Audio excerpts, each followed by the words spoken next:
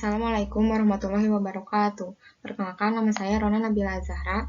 Saya akan mempresentasikan penelitian saya yang berjudul Pertanggungjawaban Pidana Anggota Polisi sebagai pelaku tindak pidana penjualan senjata api kepada kelompok kriminal bersenjata dalam studi kasus putusan nomor 18 garis miring pidana khusus garis miring 2021 garis miring PN Nabire di bawah bimbingan Ibu Dr. Dini Dewi Heniarti, SHM Hum.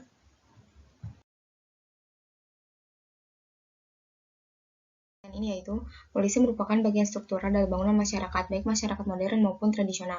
Polisi adalah petugas kontrol sosial yang memelihara keamanan dan tertib di lingkungan sosial.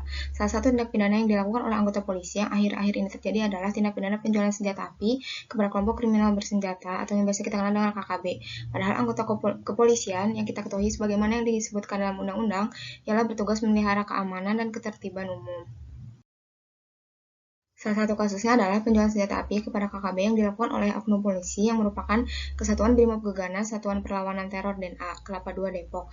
Pelaku sudah melancarkan aksinya sejak tahun 2017 sampai tahun 2020 dengan melakukan 9 kali transaksi. Pelaku dijatuhi pasal 1 ayat 1 Undang-Undang Darurat Nomor 12 Tahun 1951, Jungto pasal 55 ayat 1 ke 1 KUHP, Jungto pasal 64 KUHP dengan hukuman 6 tahun penjara.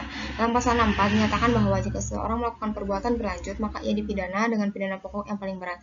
Sesuai dengan isi pasal 1 ayat 1 Undang-Undang Darurat Nomor 12 Tahun 1951 tentang senjata api dan amunisi, maka pelaku seharusnya dijatuhi pidana pokok yang paling berat yaitu hukuman mati. Namun pada praktiknya hakim hanya memberikan vonis 6 tahun penjara. Identifikasi masalah. Yang pertama, bagaimana pertanggungjawaban pidana anggota polisi yang melakukan penjualan senjata api kepada KKB. Lalu yang kedua, bagaimana dasar pertimbangan hakim dalam putusan nomor 18 garis miring pidana khusus garis miring 2021 garis miring PN Nabire. Pertanggungjawaban pidana anggota polisi yang melakukan penjualan senjata api kepada KKB. Pertanggungjawaban pidana bagi anggota polisi yang melakukan tindak pidana penjualan senjata api dapat dilihat dalam Undang-Undang Darurat Nomor 12 Tahun 1951 tentang senjata api dan amunisi. Dalam pasal 1 ayat 1 dinyatakan bahwa barang siapa yang tanpa hak memasukkan ke Indonesia, membuat, menerima, mencoba memperoleh, menyerahkan atau mencoba menyerahkan, menguasai, membawa, mempunyai persediaan padanya atau mempunyai dalam miliknya, menyimpan, mengangkut, menyembunyikan, mempergunakan atau mengeluarkan dari Indonesia suatu senjata api, munisi atau sesuatu bahan peledak dihukum dengan hukuman mati atau hukuman penjara seumur hidup atau hukuman penjara sementara setinggi-tingginya 20 tahun.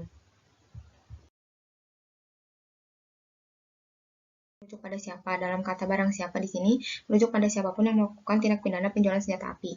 Maka bagi pelaku yang merupakan anggota polisi tetap akan dikenai sanksi yang tertera dalam pasal 1 Undang-Undang Darurat Nomor 12 Tahun 1951. Mengenai kepada siapa senjata api tersebut dijual tidak diatur dalam undang-undang ini. Maka mengenai pengaturan khusus senjata api yang dijual kepada KKB tidak diatur dalam hukum di Indonesia. Mengenai berapa lama hukuman yang diberikan tergantung kepada putusan hakim karena dalam suatu perbuatan ada hal yang dapat memberatkan dan hal yang dapat meringankan. Salah satu hal yang dapat memberatkan dalam persidangan ialah jika pelaku merupakan anggota polisi atau TNI. Senjata api. Namun perbuatan mengenai tindak pidana penjualan senjata api dapat dikenai pasal mengenai konkursus dan denda. Seperti pada kasus yang penulis teliti, terdakwa secara sah terbukti melakukan penjualan senjata api kepada KKB secara bersama-sama dengan pelaku lainnya yang tentu saja memiliki peran yang berbeda-beda.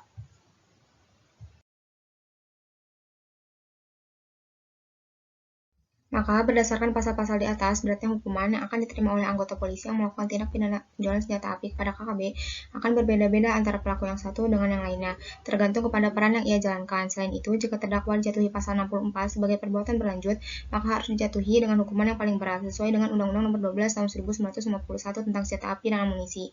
Seharusnya terdakwa dijatuhi hukuman mati, namun perlu diketahui bahwa perbuatan berlanjut ini memiliki jangka waktu sehingga dapat dikatakan sebagai perbuatan berlanjut. Jangka waktu antara perbuatan yang satu dengan lainnya memiliki jarak yang tidak terlalu lama, bahkan jika perbuatan tersebut dilakukan selama bertahun-tahun. Namun pasal 64 tidak menjelaskan mengenai berapa lama jarak waktu antara perbuatan yang satu dengan lainnya. Begitupun dengan undang-undang yang ada di Indonesia, tidak satupun yang menjelaskan mengenai jangka waktu dalam perbuatan berlanjut ini. Lalu yang kedua ada dasar pertimbangan hakim dalam putusan nomor 18 garis miring pidana khusus garis miring 2021 garis miring PN Nabire. Pelaku jatuhi pasal 1 ayat 1 Undang-Undang Darurat Nomor 12 Tahun 1951 Jungto pasal 55 ayat 1 ke 1 KUHP Jungto pasal 64 KUHP dengan hukuman pidana penjara selama 6 tahun.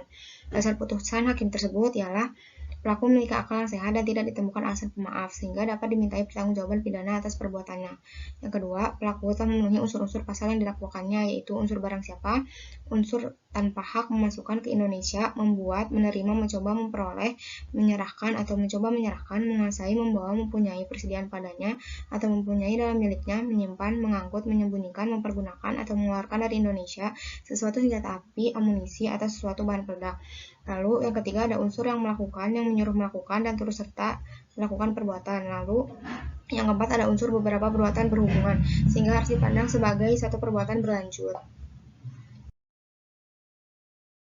Terdakwa telah dikenakan penangkapan dan penahanan yang sah, maka berdasarkan pasal 22 ayat 4 KUHP, masa penangkapan dan penahanan tersebut harus dikurangkan seluruhnya dari pidana yang dijatuhkan.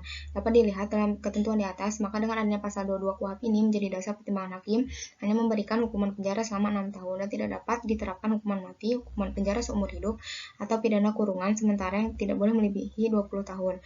Pada asasnya, selama tersangka atau terdakwa berada dalam tahanan harus dikurangkan segenapnya dari hukuman yang dijatuhkan oleh hakim. Hal ini berdasarkan pada pasal 22 ayat 4 KUHP. Akan tetapi, apabila ada hal-hal yang khusus, hakim dapat menjatuhkan putusan tanpa memotong hukuman. Hal ini berdasarkan pada pasal 33 ayat 1 KUHP.